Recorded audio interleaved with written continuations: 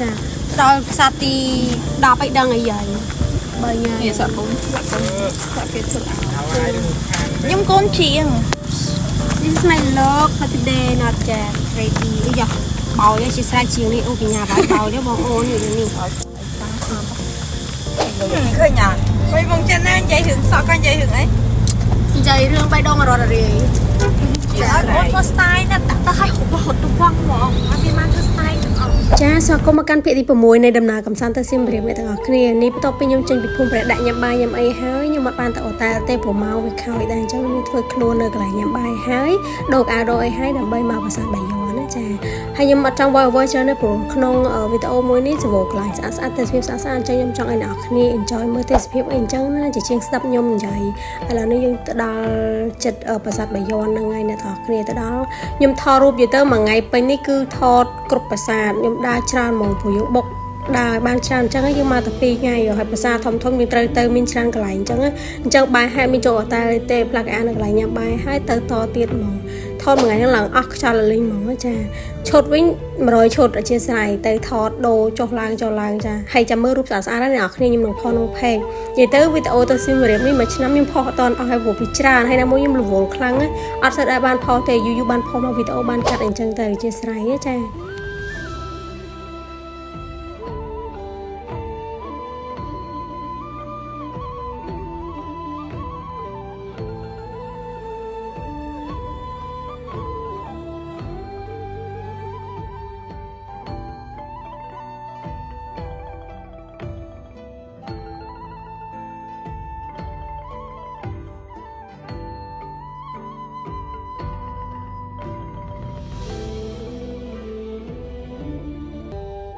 និយាយទៅខ្ញុំមិនដឹងថារ៉ៃរ៉ាប់អារម្មណ៍ពេលដែលយើងទៅដល់ប្រាសាទបាយ័ននឹងភ្លាមនឹងថាមិនឲ្យអ្នកគ្នាបានយល់ប៉ុន្តែគាត់ដឹងថាទៅដល់នោះយើងទទួលបានអារម្មណ៍មួយដែលស្ងាត់ដូចថា peaceful ណាអ្នកគ្នាយើងទៅដល់យើងឃើញប្រាសាទហើយខ្ញុំក៏បានសុំសនុកសុខសប្បាយពីត្រង់វិញអញ្ចឹង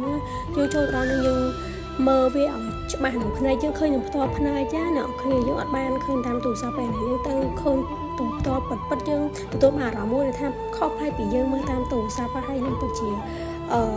រំភើបនឹងបានទៅស្គាល់នៅទឹកដីសៀមរាបនឹងមែនអ្នកទាំងគ្នាទៅចាយលុយទៅដល់លេងនៅសៀមរាបគឺអត់ខកបំណងទេយើងទៅដល់ឃើញប្រាសាទរបស់ដូនតាខ្មែរយើង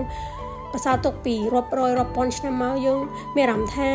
មានមោទនភាពពីជ្រុងមួយទៅជ្រុងមួយសត្វសឹងតែមានរូបចម្លាក់ផ្សេងពណ៌នាពីរឿងរ៉ាវផ្សេងរបស់ប្រាសាទមួយអ្នកទាំងគ្នានិយាយទៅចូលទៅមើលឃើញប៉ះពាល់ផ្ទាល់យើងមានអារម្មណ៍ថាមានអារម្មណ៍យ៉ាងពិបាកនិយាយប្រាប់អ្នកទាំងអស់គ្នាខ្ញុំដឹងថាមានអារម្មណ៍យ៉ាងដែលយើងមានមោទនភាពដែលយើងបានទៅដល់ទឹកដីហ្នឹងហើយក៏មានមោទនភាពដែល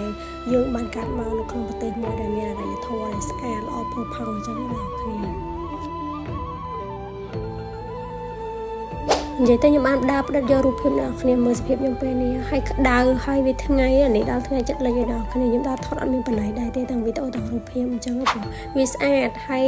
ឯដែលសំខាន់ខ្ញុំបានទៅដើរលេងកន្លែងដែលល្អផូរផង់ជាមួយនឹងមនុស្សដែលយើងយល់ចិត្តអ្នកគ្នា10ឆ្នាំអត់មានច្រើនដងខ្ញុំពិតជាសប្បាយចិត្តហើយ really proud that moment ខ្លាំងមែនតើមកដែលយើងបានទៅចំណាយពេលល្អជាមួយនឹងមនុស្សដែលយើងស្រឡាញ់អញ្ចឹងណាចាបីអ្នកពុកម៉ែខ្ញុំដើរថតនៅទីលាននោះគឺស្អាតខ្លាំងហ្មងអ្នកទាំងអស់គ្នា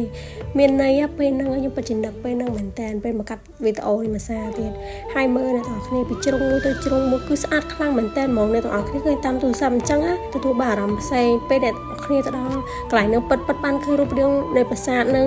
ពេលថ្ងៃលិចពេលអីទៀតអូយើងទទួលបានអារម្មណ៍ផ្សេងទៀតហ្មង and I wish to be there soon really soon ទៀតហ្មងអ្នកទាំងអស់គ្នាអញ្ចឹងវីដេអូនៅប្រាសាទបាយ័នថ្ងៃនេះខ្ញុំបញ្ចប់ហើយអ្នកទាំងអស់គ្នាយើងជួបគ្នានៅវីដេអូក្រោយយើងដើរលេងកន្លែងផ្សេងទៀតនៅទឹកដីសៀមរាបណា See you next video bye bye